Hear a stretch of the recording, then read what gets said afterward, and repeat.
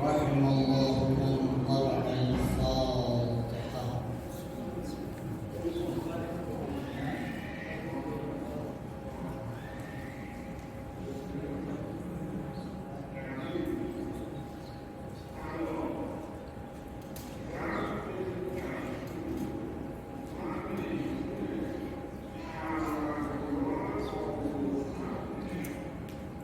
أعوذ بالله من الشيطان الرجيم. بسم الله الرحمن الرحيم. الحمد لله الذي لا يبلغ مدحته القائلون ولا يحصي نعماءه العادون ولا يؤدي حقه المجتهدون. فطر الخلائق بقدرته ونشر الرياح برحمته ومبتدى بالصخور ميدان أرضه. والصلاة والسلام والتحية والإكرام على النبي المصطفى والرسول المجتبى الذي دنا فتدلى فكان قاب قوسين أو أدنى. والذي سمي في السماء بأحمد وفي الأرضين بأبي القاسم المصطفى محمد.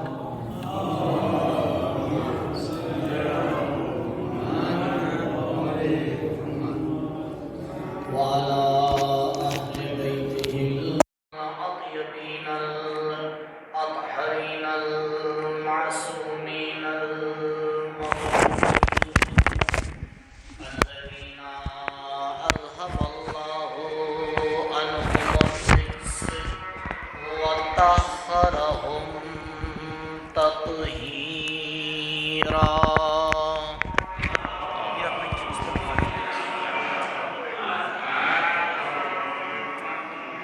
ولا سيما على الحجة الثاني عشر بقية الله المنتظر ولعنة الله على أعدائهم وقتلتهم ومنكري فضائلهم أجمعين من الآن إلى لقاء يوم الدين. أما بعد فقد قال رسول الله صلى الله عليه وآله وسلم: علي مع الحق والحق مع علي ودار حيثما دار علي بن أبي طالب. درود پر محمد و آل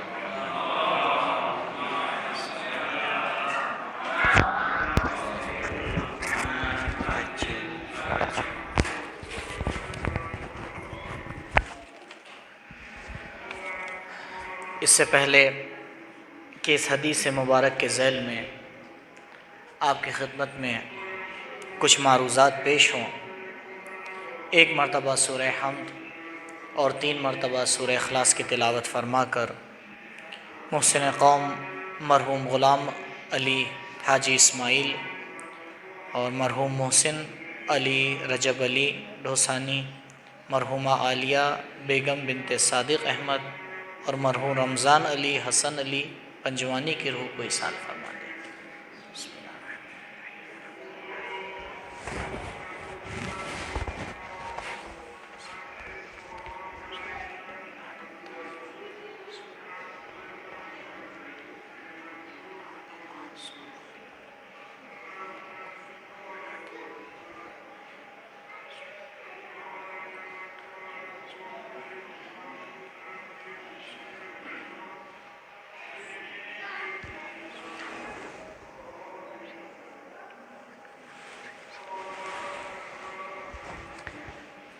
ایک مرتبہ مل جل کے درود پڑھیں پر محمد و آل محمد، اللہم صلی علی محمد و آل محمد وعجل فرج۔ مشہور اور معروف حدیث کہ جس میں پیغمبر اکرم صلی اللہ علیہ وآلہ وسلم مولا کائنات علیہ الصلاۃ والسلام کے بارے میں فرماتے ہیں، علی مع الحق والحق مع علی ویدور حیث ما دار علی بن ابی طالب۔ بارہا آپ نے اس روایت کو سنا ہوگا اور جس کے ترجمے سے بھی آپ بخوبی واقف ہیں کہ علی حق کے ساتھ ہیں اور حق علی کے ساتھ ہے، اور حق ادھر ہی جاتا ہے جدھر ذات علی ابن ابی طالب کا رخ ہوتا ہے۔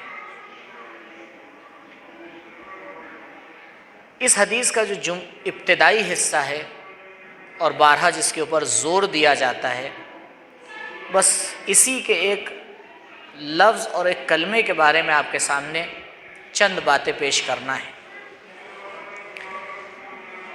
علی مع الحق والحق مع علی، یہ تین لفظوں سے مل کے جملہ بنا ہوا ہے، جس میں سے دو لفظ ایسے ہیں جسے ہر صاحب بصیرت بخوبی سمجھتا ہے، چاہے وہ لفظ علی ہو اور چاہے وہ لفظ حق ہو۔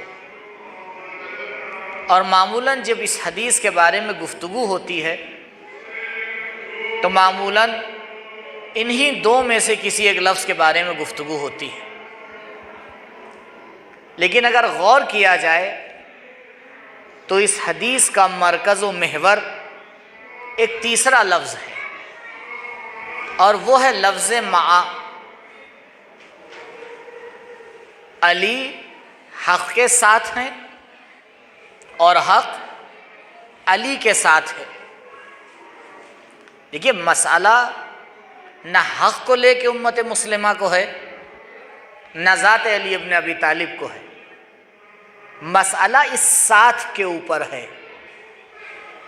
یہ جو لفظ مع ہوتا ہے عربی میں، اس کے اوپر گفتگو ہونا چاہیے کہ یہ جو دونوں کا رابطہ ہے، یہ جو دونوں کا ساتھ ہے، یہ کون سا ساتھ ہے؟ بہت سی چیزیں بہت سی چیزوں کے ساتھ ہوتی ہیں، کسی کو اعتراض نہیں ہوتا، لیکن کچھ چیزیں جیسے ہی کسی کے ساتھ ہو جاتی ہیں ہر ایک کو اعتراض ہونے لگتا ہے۔ تو پتہ یہ چلا کہ اعتراض ساتھ ہونے پر ہے، ذات کے اوپر نہیں ہے۔ تو گفتگو اس پر ہونا چاہیے کہ یہ جو دو شے ہیں، ان دونوں کا ساتھ کیسا ساتھ ہے۔ میں دو چار مثالیں دیتا ہوں آپ کو، اور انشاءاللہ کوشش کروں گا وقت میں ہی اپنی بات کو پورا کر دوں۔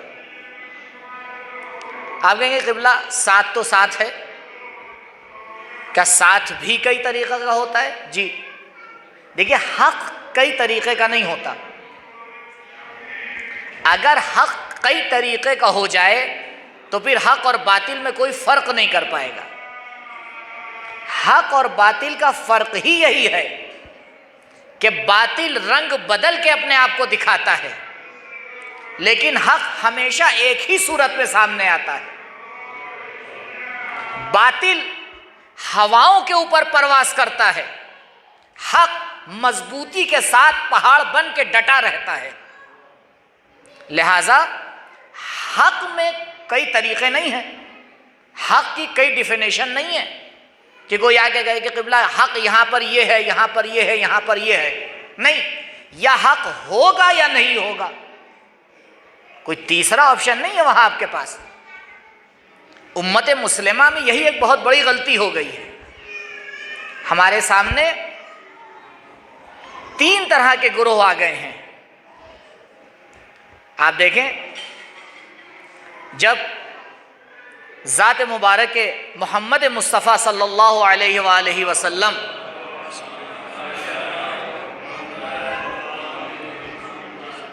اس دنیا سے رخصت ہوتی ہے اور معاشرہ ایک نیا موڑ لیتا ہے، تو اس معاشرے کے نئے موڑ کے اوپر آپ غور کریں۔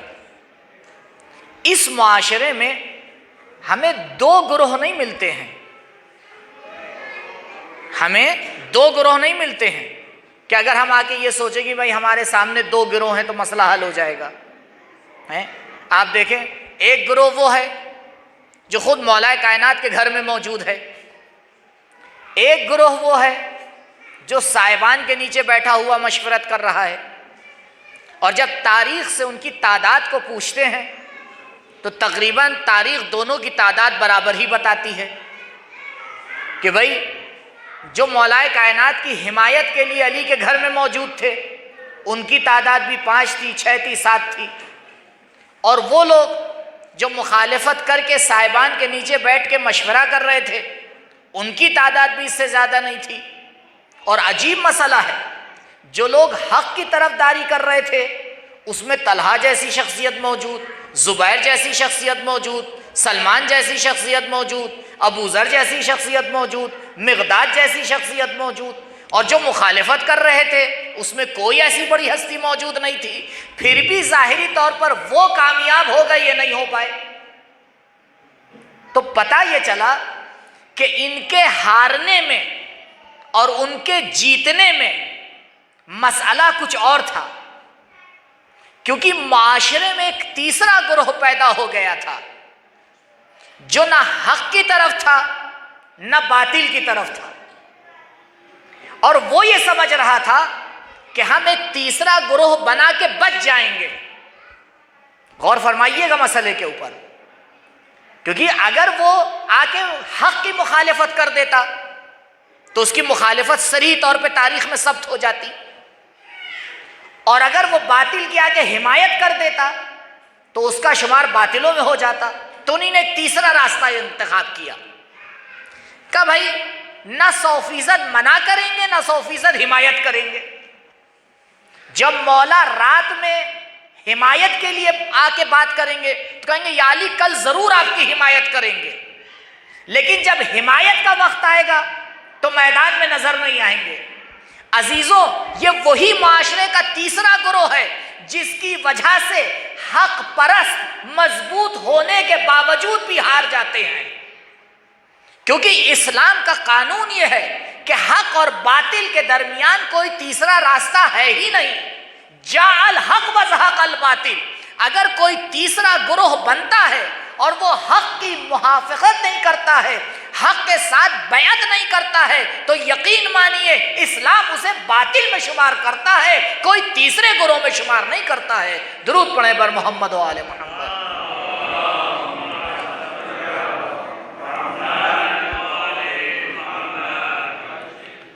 یعنی حق کے مد مقابل دو گروہ نہیں آتے ہیں کبھی بھی۔ اب چاہے کوئی صریح طور پہ حق کی مخالفت کرے اور چاہے چپ رہ کے یہ سوچے کہ نہیں ہمارا تو کام بن گیا، نہیں عزیزوں، تاریخ ہمیشہ بتاتی ہے کہ یہ تیسرا گروہ ہی سبب بنتا ہے کہ حق اپنے کام کو پورے مقصد تک نہ پہنچا پائے۔ تو حق کے تو کئی رنگ ہوتے ہی نہیں ہیں، صبغت اللہ، خدائی رنگ ایک رنگ ہوتا ہے، حق میں تبدیلیاں نہیں آتی ہیں۔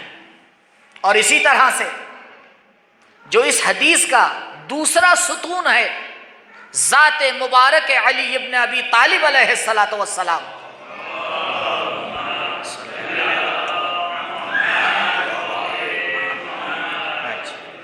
اس میں بھی کوئی ایسا نہیں ہے، کیونکہ جب سے علی نے دست رسول پر آنکھوں کو کھولا اور جب تک فزت ورب الکعبہ کا نعرہ لگایا، علی کی ذات میں کوئی تبدیلی نہیں نظر آئی، کوئی تبدیلی نہیں نظر آئی۔ کیوں؟ کیونکہ یہ دونوں ایک ہی ہیں۔ میں ابھی آپ کی خدمت میں عرض کروں گا۔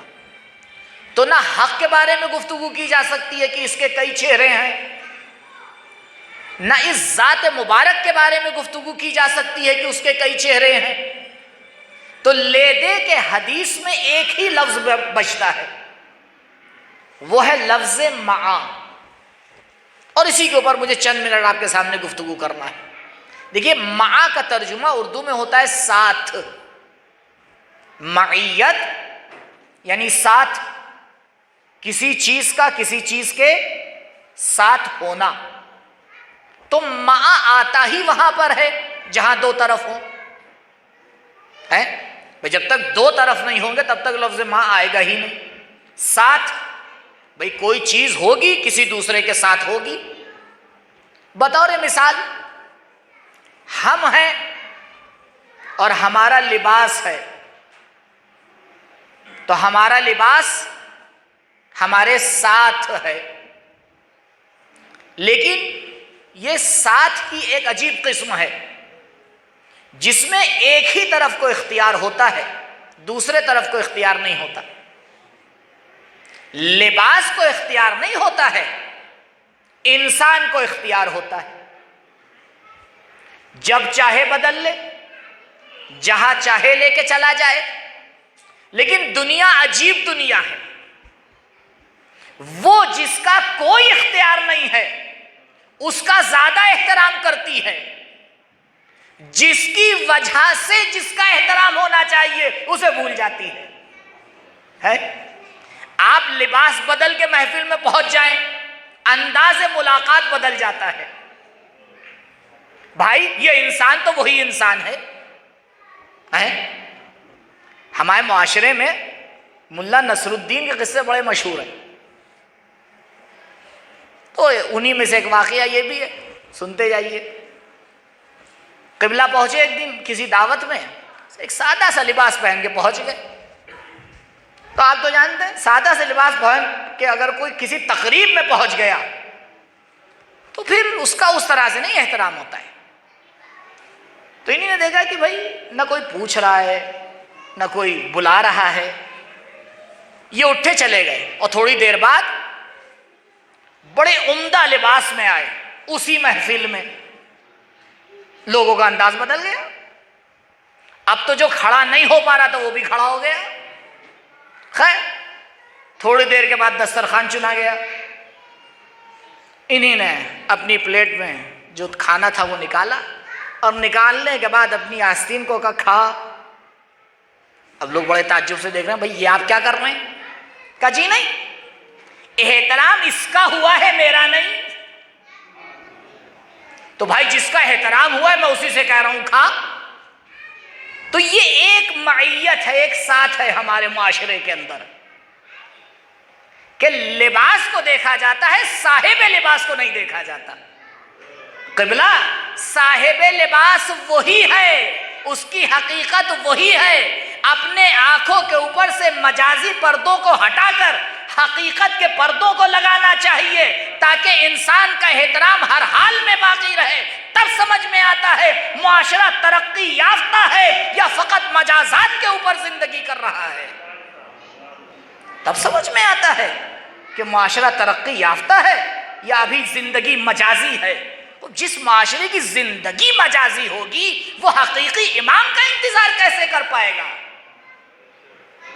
مجازی زندگی سے ہمیں باہر نکلنا پڑے گا۔ کوئی بھی لباس پہن لیں، آپ دیکھ لیں انسان کی ذات، اس کی ہستی، اس کی صفات، اس کا علم، اس کا اخلاق، اس کا اٹھنا بیٹھنا، یہ اصل اس کی حقیقت ہے۔ تو یہ ایک طرح کا ساتھ ہوتا ہے۔ تو آپ نے غور فرمایا اس ساتھ میں سارا اختیار ایک ہی کو ہے، دوسرے کو کچھ نہیں ہے۔ چلیے میں ایک اور مثال دوں، ساتھ کی ایک اور مثال۔ دو دوست یا آپس میں ایک دوسرے کے ساتھ ہوتے ہیں، اور کبھی کبھی تو دوستی اتنی بڑھ جاتی ہے کہ اگر ایک آتا ہے اور دوسرا نہیں آتا تو آپ فوراً پلٹ کے پوچھتے ہیں قبلہ فلاں صاحب کہاں ہیں؟ بھئی ہم تو آ گئے نا۔ نہیں، دونوں کا ساتھ اتنا زیادہ ہے کہ ایک کو دیکھتے ہی دوسرا یاد آ جاتا ہے۔ اب بھئی یہ اس لاؤڈ اسپیکر کا کام ہے میں جو بولوں اسے آپ تک پہنچائے، اس لیے میرا کام ہے جو پرچی میں دیا گیا آپ تک پہنچاؤں، ماننا نہ ماننا آپ کی ذمہ داری ہے۔ اس میں لکھا ہوا ہے پیغام مومنین سے گزارش ہے کہ آگے تشریف لے آئیں لطفاً، صلوات پر محمد و آل محمد۔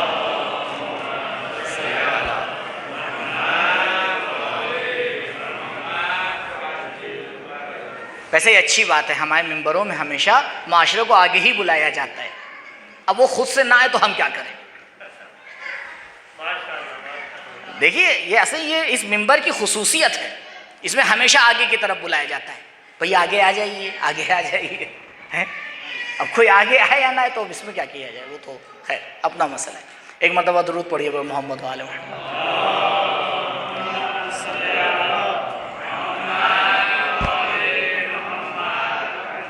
یہ دوسری مثال ساتھ کی، دو دوست ایک دوسرے کے ساتھ ہیں، لیکن اس میں اور پہلی والی مثال میں فرق ہے۔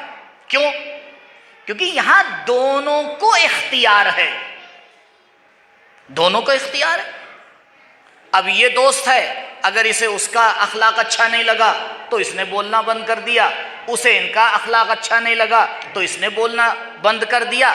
لیکن عزیزوں اس ساتھ میں بڑا اثر ہوتا ہے، بڑا اثر ہوتا ہے۔ ایسے ہی آنکھ بند کر کے کسی کو دوست نہیں بنانے لا چاہیے۔ کیوں؟ کیونکہ یہاں پر دو حقیقتوں کا آپس میں رابطہ ہوتا ہے۔ آپ دیکھیں، ضرور آپ نے اپنی زندگی میں عطر استعمال کیا ہوگا اور کچھ دنوں کے بعد اس شیشی میں عطر ختم ہو جاتا ہے، لیکن صحیح بتائیے کیا عطر ختم ہو جانے کے باوجود شیشی سے خوشبو ختم ہو جاتی ہے؟ خوشبو رہتی ہے یا نہیں؟ شیشی جاندار ہے یا بے جان؟ عطر جاندار ہے یا بے جان؟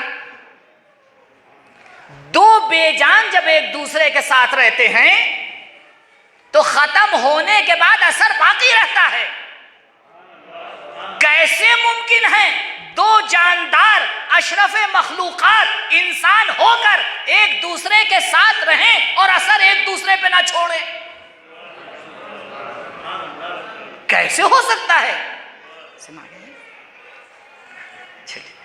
تو کیسے ممکن ہے کہ دو ایسی ہستیاں جسے پروردگار اشرف مخلوق کہہ رہا ہے ایک دوسرے کے ساتھ رابطہ قائم کریں اور آگے یہ بھی کہہ دیں ارے قبلہ یہ تو چند دن کی دوستی ہے؟ جی نہیں، یہ چند دن کی دوستی نہیں ہے، یہ چند دن کی تربیت ہے۔ اس کا اخلاق آپ پر اثر انداز ہوگا، اس کا کردار آپ پر اثر انداز ہوگا، آپ کا کردار اس پر اثر انداز ہوگا۔ اور کبھی کبھی تو انسان متوجہ بھی نہیں ہوتا، چند دنوں کے بعد گفتگو کا انداز بدل جاتا ہے۔ قبلہ کل تک تو آپ ایسے بولتے تھے، آج یوں کیوں بولنے لگے؟ اسے خود بھی نہیں سمجھ میں آتا ہے، تھوڑا غور کرتا ہے تو پتہ چلتا ہے ایسے سے دوستی ہو گئی ہے کہ وہ یوں بولتا ہے، الفاظ کا استعمال بدل جاتا ہے، اس کی طرح الفاظ استعمال کرنے لگتا ہے۔ تو قبلہ جب ظاہر پہ اتنا اثر ہے تو باطن پہ کتنا اثر ہوگا؟ اسی لیے اہل بیت علیہم الصلاۃ والسلام نے فرمایا کہ دیکھو بہت سوچ سمجھ کے دوست اختیار کرنا، ملنا جلنا الگ ہے، دوست بنانا الگ ہے۔ اہل بیت ملنے جلنے کا انکار نہیں کر رہے ہیں، وہ تو ایسی ہستیاں ہیں کہ اگر ہدایت دینا ہوتی ہے تو اپنے دشمن سے بھی جا ملتے ہیں۔ ملنا الگ بات ہے، دوست بنانا الگ بات ہے۔ ملا جاتا ہے معاشرے کے ستون کو قائم کرنے کے لیے، دوست بنایا جاتا ہے اپنے آپ کو پروان چڑھانے کے لیے۔ فرق ہوتا ہے۔ تو یہ بھی ایک مائیت ہے، یہ بھی ایک ساتھ ہے کہ اس کا اس کے ساتھ ساتھ ہو گیا، لیکن اس میں دونوں ایک دوسرے کے اوپر اثر انداز ہوتے ہیں، یہ اس کے اوپر وہ اس کے اوپر۔ اب دیکھا جائے کون زیادہ طاقتور ہے کون کمزور ہے۔ ایک مثال اور لیجئے، کس کی؟ ساتھ۔ یہ گفتگو صرف لفظ مع کے اوپر چل رہی ہے۔ روح اور جسم کا ساتھ، یہ ساتھ ان دو سے زیادہ قوی تر ہے۔ یہ انسان اور لباس کی طرح نہیں ہے، یہ دو دوستوں کی طرح نہیں ہے، اس میں تو بڑا دم ہے، اس میں اتنا دم ہے کہ اگر ایک ساتھ چھوڑ دے تو انسان بے دم ہو جاتا ہے۔ روح اور جسم کا ساتھ ہے۔ انسان دعا کرتا رہتا ہے پروردگار یہ ساتھ باقی رہے، نہیں، پروردگار اگر یہ سانس تیری مرضی کے مطابق چل رہی ہے تو یہ ساتھ باقی رہے۔ زندگی کی اہمیت اس وقت ہے جب انسان سانس لے تو مرضی پروردگار کے مطابق لے۔ یہ ساتھ ہے، روح اور جسم کا ساتھ۔ کتنا قوی ساتھ ہے، کتنا قوی ساتھ ہے کہ اگر ذرا سا بھی جدائی ہو جائے تو پھر یہ آنکھ دیکھ نہیں سکتی، یہ کان سن نہیں سکتے، یہ زبان گفتگو سے قاصر ہو جاتی ہے۔ وہی متکلم جو ابھی تک کلام کر رہا تھا، اگر یہ ساتھ الگ ہو جائے، آپ دیکھیں کتنا حساس مرحلہ ہے انسان کی زندگی کا، کتنا حساس مرحلہ ہے۔ اور آج کے جو دور چل رہا ہے اس میں تو ہم اور آپ اس مرحلے کو بہت زیادہ دیکھ رہے ہیں۔ آج کل بڑے احتیاط سے ہم اور آپ واٹس ایپ کھولتے ہیں کیونکہ نہیں پتا وہ نوٹیفیکیشن کھلنے کے بعد کون سا رنگ دکھائے۔ جس کے بارے میں کبھی سوچا بھی نہیں تھا اس کے لیے سورہ فاتحہ پڑھنا پڑ جائے۔ تو یہ روح اور جسم کا ساتھ جب تک ہے انسان کو اس کی غنیمت جاننا چاہیے، کیونکہ اس کے بعد ممکن نہیں ہے کہ انسان وہ کام کر پائے جو اسے کرنا تھا۔ اے کاش جب یہ ساتھ تھا ایک مرتبہ اور صلوات پڑھ لیتا۔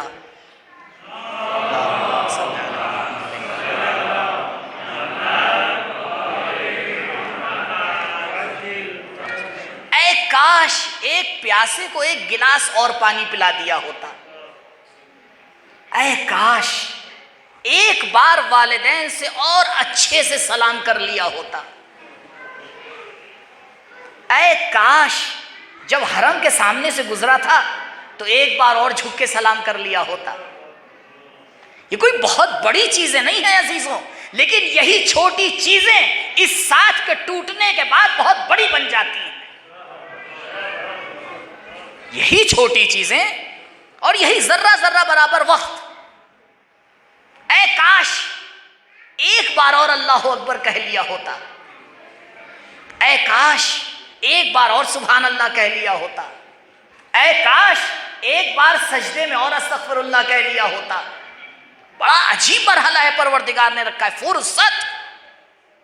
یہ فرصت بڑی عجیب چیز ہے عزیزوں، بڑی آسانی سے دن نکل جاتا ہے، بڑی آسانی سے عمر ختم ہو جاتی ہے، بڑی آسانی سے جوانی ادھیڑپن اور ادھیڑپن بڑھاپے میں تبدیل ہو جاتا ہے، انسان متوجہ بھی نہیں ہو پاتا۔ میں اپنے آپ سے کہہ رہا ہوں، یہ بارگاہ اپنی جگہ پہ موجود، سورج اور چاند ویسے ہی اپنی جگہ پہ موجود، لیکن ایک عرصہ ہو گیا کہ انسان اپنی زندگی کو گزار رہا ہے، اور یہ لطف پروردگار ہے، نعمت پروردگار ہے۔ البتہ وہ لے لے تب بھی نعمت ہے، باقی رکھے تب بھی نعمت ہے، کیونکہ وہ تو رحمت کے علاوہ کچھ دیتا ہی نہیں۔ تو یہ بھی ایک ساتھ ہے، اسے انسان کو قدر کرنا چاہیے کہ جب تک یہ ساتھ باقی ہے زندگی کے لمحات ایسے کام میں گزریں کہ جو مرضی پروردگار اور اہل بیت کے ہوں۔ آئیے، کعلی مع الحق والحق مع علی، یہاں بھی ایک ساتھ ہے۔ اب میرا سوال آپ سے ہے یہ ساتھ کون سا ساتھ ہے؟ علی اور حق کا ساتھ کیا انسان اور اس کے لباس کی طرح ہے؟ کیا دو دوستوں کی طرح ہیں؟ کیا جسم اور روح کی طرح ہے؟ شاید اگر طائر فکر پرواز کرے تو یہاں تک پہنچے کہ جی ہاں جسم اور روح کی طرح ہے، لیکن اس کو صحیح کرنا بڑا مشکل ہے۔ کون جسم ہے کون روح ہے؟ تو دیکھیں جواب وہاں سے لیں جہاں سے اہل بیت دیتے ہیں، آپ قرآن سے جواب لیتے ہیں۔ قرآن نے بھی کئی جگہ پہ لفظ ماں کو استعمال کیا ہے۔ ایک وہ مقام جہاں پہ قرآن نے لفظ ماں کو استعمال کیا ہے، ساتھ کو استعمال کیا ہے، خود ذات پروردگار ہے۔ ہوا معکم اینما کنتم، وہ تمہارے ساتھ ہے،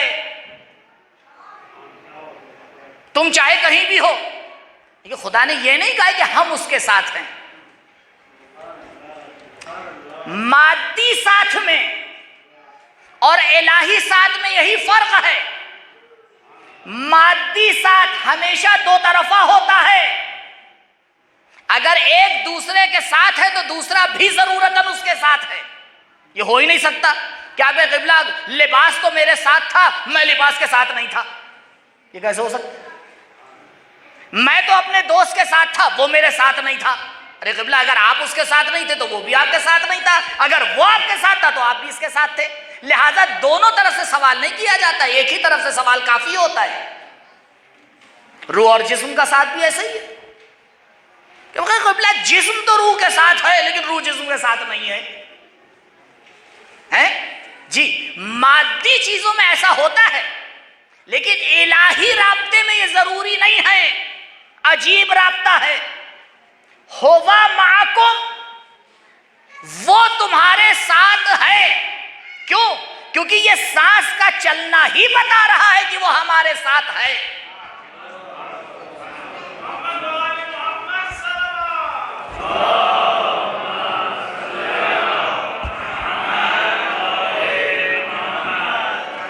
نہیں، تعبیر دقیق نہیں تھی۔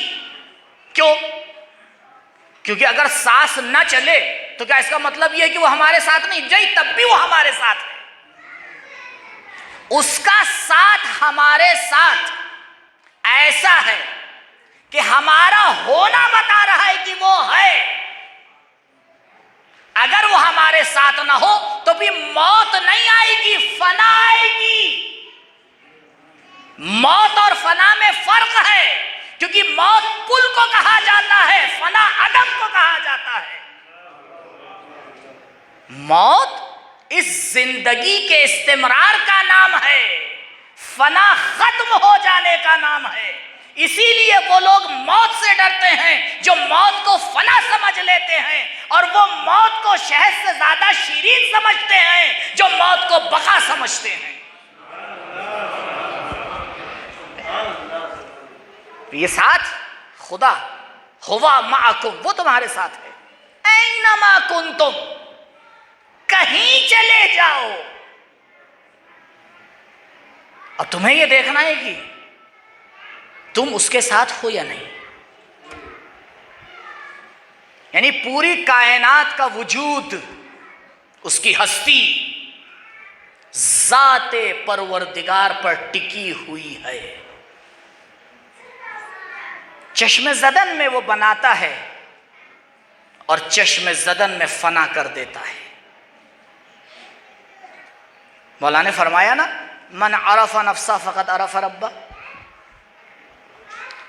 یہ معرفت نفس بہت عظیم چیز ہے۔ آئیے معرفت نفس کے ذریعے اس مثال کو پورا کریں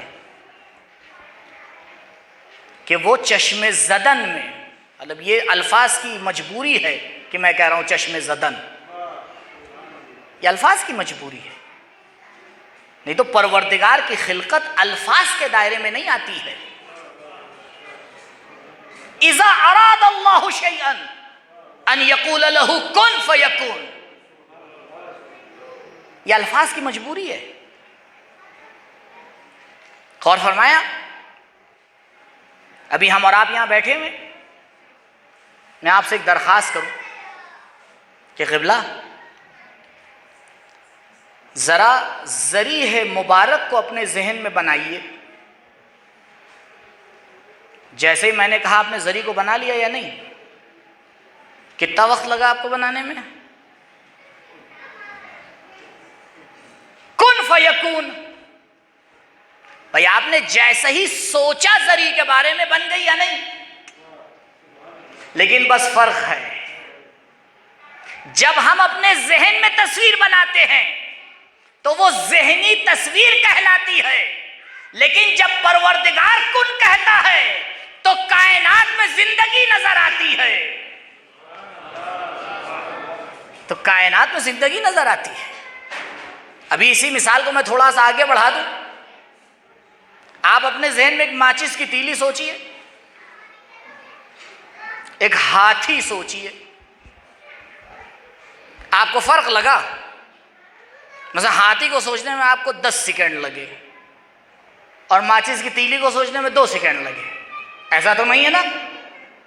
تو سمجھ لیں کہ پروردگار کے لیے چھوٹا بنانا اور بڑا بنانا فرق نہیں رکھتا.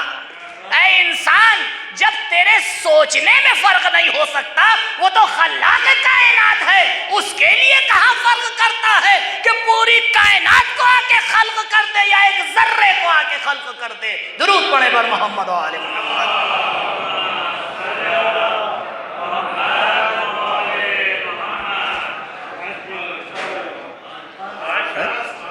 اس کے لیے کیا فرق کرتا ہے؟ کم من عرف نفسا، اپنے نفس کو پہچانو، خدا کو پہچانتے چلے جاؤ گے. اچھا مجھے یہ بتائیے، آپ نے جو ذری کی تصویر سوچی تھی باقی ہے؟ بھئی جب میری گفتگو وہاں سے ہٹی تو وہ تصویر چلی گئی نا. یعنی اس تصویر کی زندگی آپ کی توجہ کی محتاج ہے. یعنی توجہ ہٹی، تصویر گئی. کہا یہ خلقت پروردگار ہے. خالق مستری کی طرح نہیں ہے کہ عمارت کو بنا کے چھوڑ دے، گڈے میں چابی بھر کے چھوڑ دے، گھڑی میں بیٹری لگا کے چھوڑ دے، گھڑی چلتی رہے. نہیں، تمہارا وجود ذہنی تصویر کی طرح ہے. اگر توجہ پروردگار ایک لمحے کے لیے ہٹ جائے گی تو تمہارا وجود عدم ہو جائے گا. درود پڑھے پر محمد و آل محمد.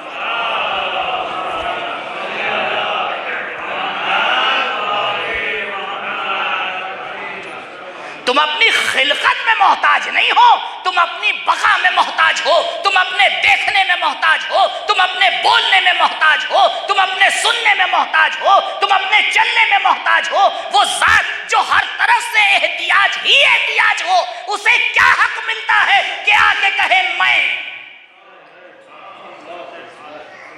وہ ذات جو احتیاجات کا مجموعہ ہے،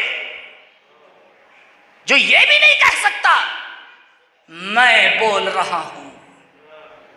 اگر وہ آ کے قدرت نہ دے تو ہر چلتی زبان رک جاتی ہے، ہر سوچتا ہوا ذہن کام کرنا بند کر دیتا ہے. اسی لیے تو کہا ما تشاؤون الا ان یشاء اللہ. ان ہستیوں کو دیکھو جن کا ارادہ الہی ہوتا ہے. تم اپنی ذات میں کچھ نہیں ہو، یا اپنے ارادے میں خدا میں فانی ہو چکے ہیں. ما تشاؤون الا ان یشاء اللہ. تو یہ بھی ایک ساتھ ہے. اس ساتھ کو بس میں نے اپنی گفتگو کو ختم کیا، نتیجہ لینا چاہ رہا ہوں. اس ساتھ کو کہتے ہیں معیت قیومیہ. یہ میں نے مثالیں جو متعدد دیں، بس میرا مقصد یہ تھا کہ اس معیت کو ہم اور آپ سمجھ جائیں. یہ ساتھ عجیب ساتھ ہے، آپ غور فرما رہے ہیں کہ جس میں ساری حقیقت ایک کی ہوتی ہے، دوسرا کچھ نہیں ہوتا. عزیزوں غور کیجئے گا جملے پر، ہم اپنے اختیار میں بھی مجبور ہیں۔ آپ اپنے اختیار سے خدا سے اختیار لے کے آئے ہیں، ہم اختیار سے آئے ہوتے تو خود سیٹ کر کے آتے کہاں آنا ہے، اور خود سیٹ کر کے جاتے کہ کب جانا ہے۔ ہاں وہ الگ بات ہے جو ہستیاں اپنے ارادے کو ارادہ الہی میں فنا کر دیتی ہیں، پھر ان کی موت اور حیات بھی اختیاری ہو جاتی ہے، پروردگار بلا لے ہم تیار ہیں۔ آپ دیکھیں یہ اس رابطے میں ساری حقیقت کس کی ہے؟ ساری حقیقت ایک طرف کی ہے، دوسرا طرف کیا ہے؟ دوسرا طرف کچھ نہیں ہے، کچھ نہیں۔ کیا ہے؟ ایک سانس نیچے جا رہی ہے، اٹک جائے بات ختم، واپس آ رہی ہے رک جائے بات ختم ہے۔ ایک جوان اتنی لمبی محنتیں کر کے جاب کر کے فلاں کر کے ایک نقطے تک پہنچتا ہے، ذرا سا کچھ ہوا، ہم قبلہ کیا بتائیں، سالوں کی محنت ہی برباد ہو گئی۔ کس چیز پہ یہ ٹکا ہوا ہے سوائے اس کی امیدوں کے اوپر؟ اسے کہتے معیت قیومیہ۔ معیت قیومیہ جس میں ایک طرف دوسرے طرف پر پوری طرح سے ٹکا ہوا ہوتا ہے، پوری طرح سے کچھ ہوتا ہی نہیں اس کا اپنا۔ شاید جو حضرت نے فرمایا علی مع الحق، یہ مع یعنی معیت قیومیہ، دیکھو حق کا اپنا کچھ نہیں ہے، اگر ہے تو علی کی ذات ہے۔ آپ کہیں گے قبلہ یہ خطابی جملے ہیں، نہیں، یہ خطابی جملے نہیں ہیں۔ کیوں؟ کیونکہ اگر خطابی جملے ہوتے تو حدیث کے بعد نبی یہ نہ فرماتے حق ادھر جانا جدھر علی جائے۔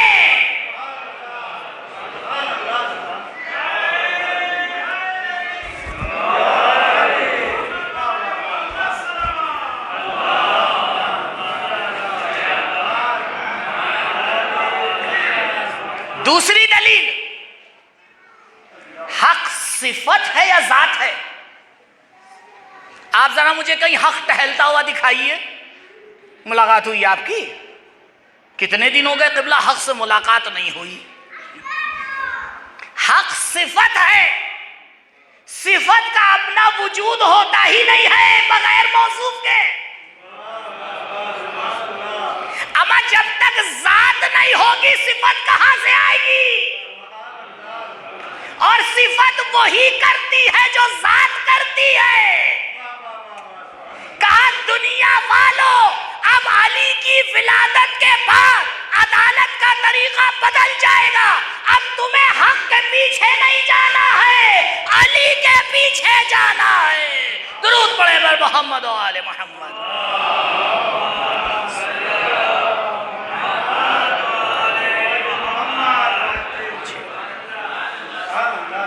طریقہ بدل گیا ہے، اب ذات علی تمہارے لیے معیار ہونا چاہیے۔ اسی لیے کہا دیکھو ان کو سکھانا مت، ان سے آگے مت جانا، ان سے پیچھے مت رہنا، ان کے ساتھ رہنا۔ یہ جو کہہ دے بغیر چوں چرا کے مان لینا، استدلال مت کرنا، ان کے سامنے اپنی علمیت مت دکھانا۔ اگر یہ کہہ دے اور تمہیں لگے یہ ہو نہیں سکتا تو یقین رکھنا ہو جائے گا۔ قرآن سے آپ کو مثال دوں، دو لوگ آئے، دونوں نے خواب بیان کیا ایک پیغمبر کے سامنے، ایک نے سچا دوسرے نے جھوٹا، لیکن پیغمبر خدا نے تعبیر کر دی تو پیغمبر خدا کو نہیں پتا تھا یہ جھوٹ بول رہا ہے، پتا تھا جھوٹ بول رہا ہے، پھر بھی تعبیر کر دی۔ تعبیر کرنے کے بعد اس نے آگے مسخرہ کیا، ہم آج اب پیغمبر ہیں، آپ کو یہ بھی نہیں پتا میں جھوٹ بول رہا تھا؟ کہ نہیں پتا ہے، لیکن جو کہہ دیا وہ ہو گیا۔ جب یوسف جھوٹے خواب کی تعبیر کر دیں تو وہ تکوین بن جائے، تو اگر فخر یوسف کچھ کہہ دے، ارے یہاں تو خود یوسف کو بھی اس سے مانگنا پڑتا ہے، اگر علی کی زبان پر جنبش ہو جائے تو پھر کائنات میں وہی ہوگا جو علی نے ارادہ کیا ہے، چاہے عقل کی سمجھ میں آئے یا نہ آئے۔ درود پڑھے بر محمد و آل محمد۔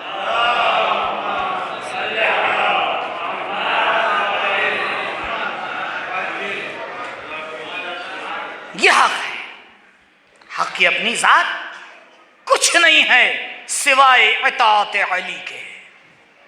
اور عزیزوں، آج اس شخص کی ایصال ثواب کی یہ مجلس ہے جس نے اپنی زندگی میں حق کی طرفداری کر کے ایک قوم کو نہیں، کئی نسلوں کو زندہ کر دیا۔ حاجی غلام علی، شاید ایک طبقہ یہاں بیٹھا ہوا ہے جو ان کو جانتا ہے، کیونکہ جہاں تک کم وقت میں ان کے بارے میں مجھے معلومات حاصل ہوئی اور جو پتہ چلا، کیونکہ آپ لوگ اکثر جانتے ہوں گے ان کے بارے میں۔ دیکھیں عزیزوں، بس آخری 2-4 جملے ہیں تاکہ خراج عقیدت ہو جائے ان کی بارگاہ میں۔ حق کو سمجھ لینا کمال نہیں ہے، یہ اپنے زندہ ہونے کی دلیل ہے۔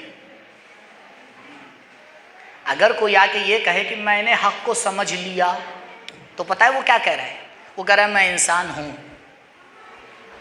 وہ اپنی انسانیت کی دلیل دے رہا ہے، اپنے کمال کو نہیں دکھا پا رہا ہے۔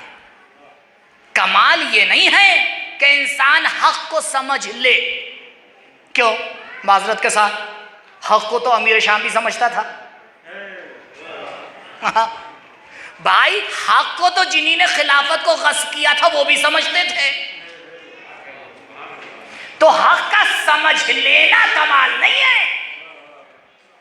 اگر کوئی حق کو سمجھ رہا ہے تو وہ یہ کہنا چاہ رہا ہے کہ میرے اندر سمجھ ہے، بس۔ پھر کمال کیا ہے؟ کمال ہے حق کے سامنے اپنے آپ کو عبد بنا دینا۔ پھر انسان حق کے سامنے یہ نہ کہے ذرا سوچوں گا، شاید سوچنے کا موقع ہی نہ ملے۔ پھر یہ نہیں ہوتا کل جواب دوں گا، شاید کل ہی نہ آئے۔ حق اگر روشن ہو گیا تو پھر کمال یہ ہوتا ہے کہ جو جادوگر تھے وہ بھی سجدے میں جھک جائیں۔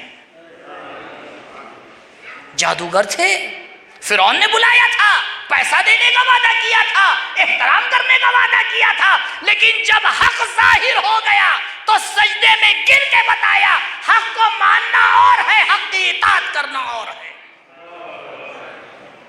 حق کی اطاعت کرنا اور ہے۔ اور یہ ذات وہ ذات ہے کہ جس نے حق کی اطاعت کر کے تبلیغی راہ میں جو قدم اٹھائے، اس کا اثر ابھی تک آپ اور ہم دیکھ رہے ہیں۔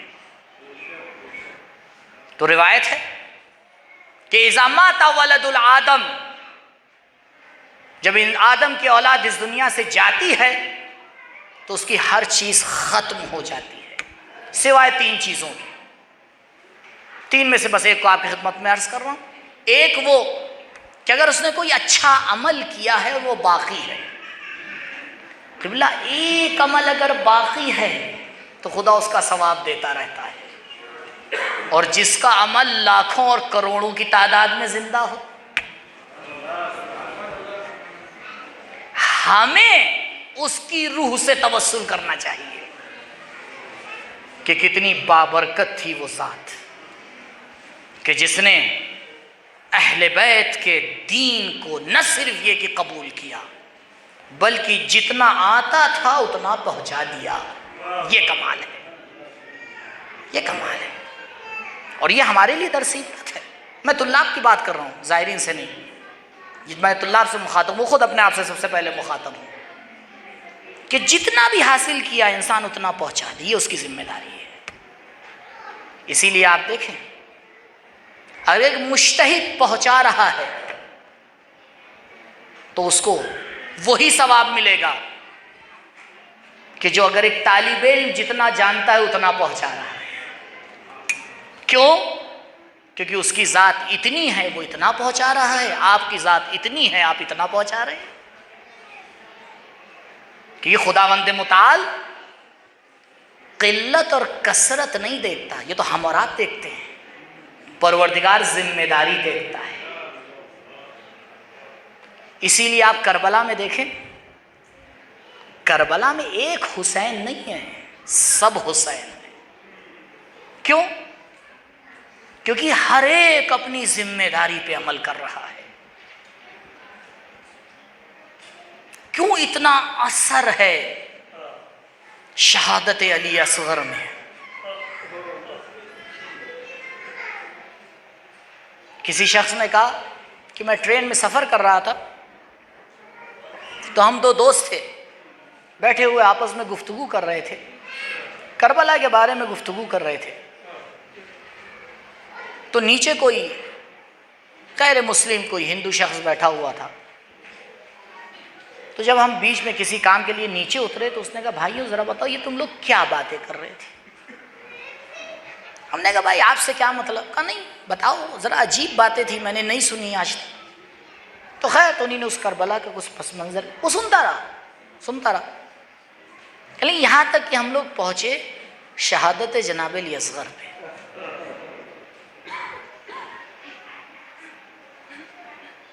باب الحوائج علی اصغر علیہ السلام حسین کی فتح کا نقارہ ہے۔ کا جیسے اس ذات کا ذکر ہوا تو انہوں نے پوچھا واقعی وہ بچہ تھا؟ کہاں 6 مہینے کا بچہ تھا؟ کا اس کا مطلب حسین سچ تھے۔ ارے عباس کی شہادت بتائی، حسین کی حقانیت ثابت نہ ہوئی؟ قاسم کا پامال ہونا بتایا، حسین کی حقانیت ثابت نہ ہوئی؟ ہاں، لیکن جب علی اصغر کا مسکرانا بتایا، اللہ اکبر، کیا درد ہے اس شہادت میں حسادار۔ آپ دیکھیں غور فرمائیں، جیسے ہی آواز استغاثہ بلند ہوئی، ایک مرتبہ مختل میں خیمے میں کوہرام مچ گئے۔ آپ جانتے ہیں آواز استغاثہ کب بلند ہوئی تھی؟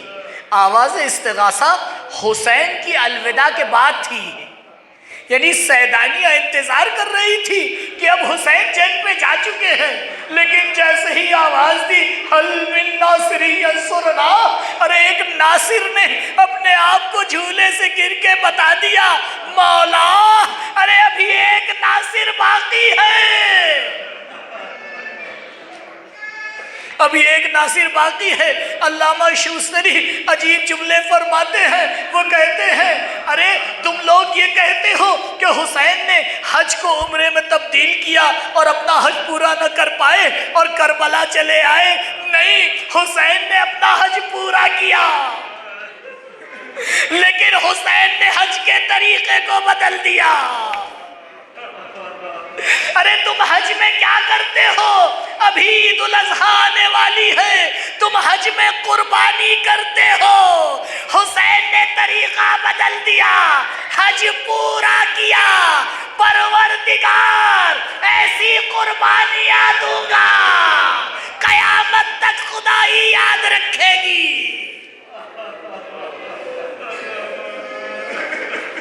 تم حج میں کیا کرتے ہو؟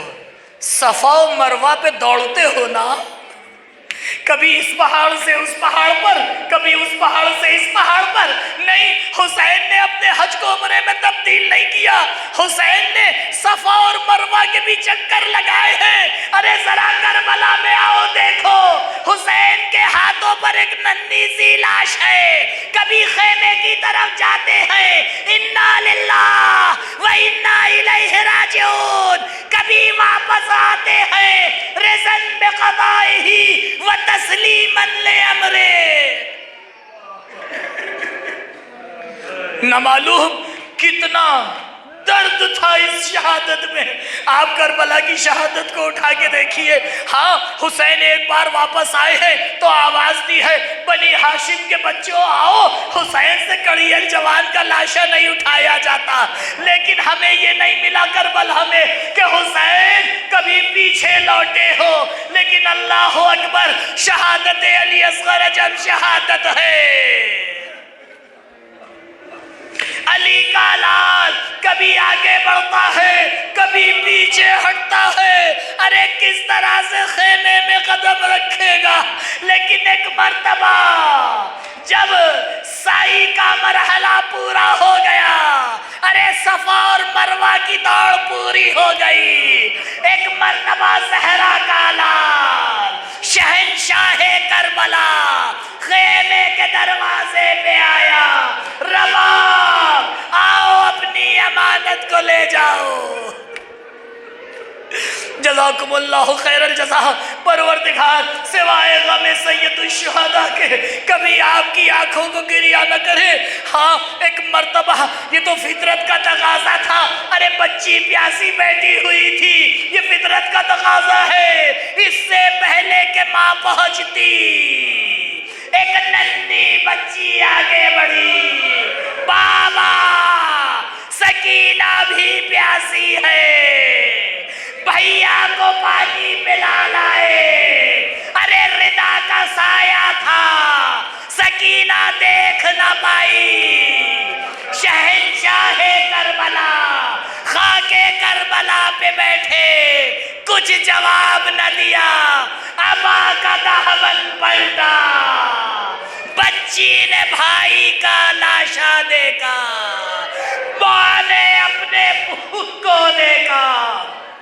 ایک جملہ کہا امثلو کا ینہر, اے بیٹا کیا کربلا میں تجھ جیسے بھی نہر کیے جاتے ہیں.